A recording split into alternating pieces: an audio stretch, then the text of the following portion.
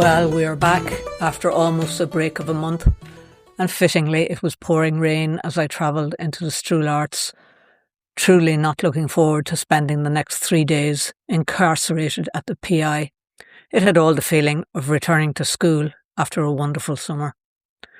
I guess the only plus point was that it is just for 3 days, and then we have another long break until September 1st. Though I don't know which is worse, having yet more time to savour life, than having once more to return as earth protectors to somewhat thankless job of saving life. One thing that did strike me before proceedings even began this morning was this. We're about to spend 3 full days discussing lighting and dark skies. And just last month, subjects including blasting, radon, norm, public health and electromagnetic fields were each allocated the same comparatively limited hearing time, also of 3 days. That is to say, all of those subjects were discussed in 3 days. I'm not making a judgment about why that is, only observing how the inquiry has chosen to distribute its time. It does make one reflect on how different issues come to occupy different amounts of space in a process like this. Now, if you had to sit through what we did today, and then I was to record blow by blow the proceedings of the day, I guarantee you it would probably be the last podcast you would listen to about the public inquiry. I am quite sure you're not tuning in because you care about lux levels, upward lighting, intermittent lighting, diffuse lighting, and so on. I was balking at the prospect of 3 consecutive podcasts about lighting. It slowly dawned on me during the course of the day that this wasn't really about lighting at all. It is about what darkness means. Early on, the podcast was primarily reporting what happened. Increasingly, it is becoming something richer, more a daily reflection on what the evidence says about a relationship with place, power, nature and community. Yet here we are in the Sperrins, weighing a living landscape against the promise of more gold. One is the product of millions of years of evolution supporting the whole web of life for generations. The other is a mere metal that cannot be eaten or drank, whose sole worth exists largely because we have collectively agreed that it does.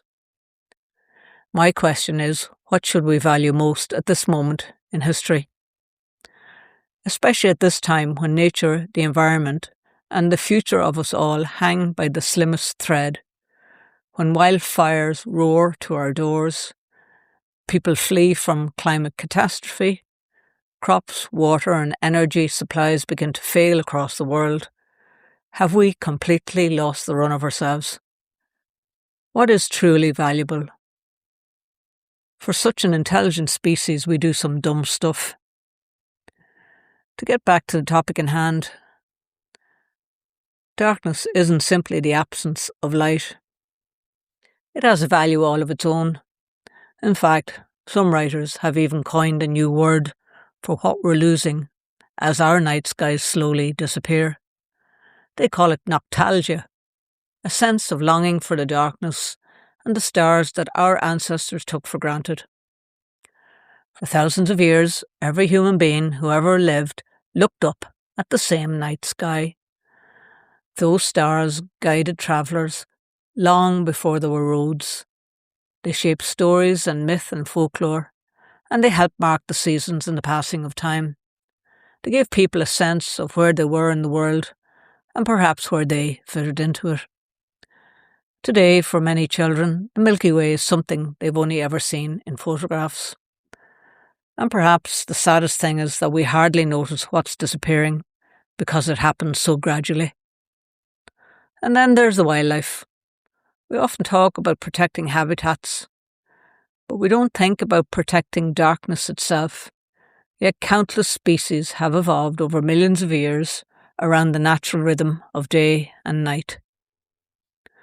Birds migrate by it, and bats depend on it, Moths and other insects rely on it to feed and pollinate our plants.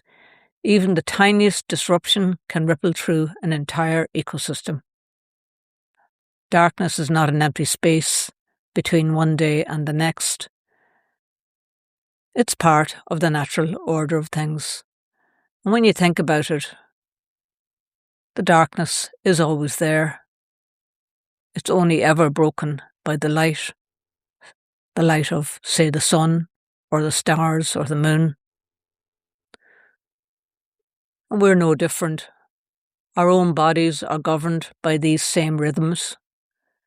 We sleep because of darkness. It tells us the time to rest. Our hormones, our body clocks, even our well-being are closely tied to the natural cycle of light and dark. We're now only beginning to understand just how important that rhythm really is. Perhaps darkness isn't something we've been given to conquer. Perhaps it's something we've been given to protect. And nowhere does that feel more obvious than here in the Sperrins. People don't come here because the roads are brightly lit or because the skyline glows through the night. They come because they can find something that's becoming increasingly rare. They come for the silence, for the wide open skies, for the rivers and the hills, for the feeling that, just for a while, the world slows down. Darkness is every bit as much a part of this landscape as the peat beneath our feet, the heather on the hillside, and the rivers flowing through the valleys. Darkness also changes how we experience the world. When daylight fades, the landscape asks something different of us. We walk more slowly. We listen more carefully. Our senses sharpen. Silence stops being empty and becomes something almost tangible. Darkness is not as something bleak, but as a place of belonging, a landscape that has shaped our folklore, history, imagination, and our relationship with the nature of the world for generations. This is what darkness means.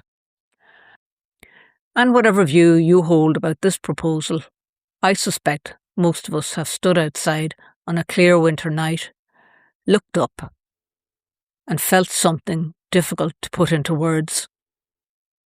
The question is whether experiences like this still have value in our increasingly illuminated world. That's it for now, and see you all tomorrow.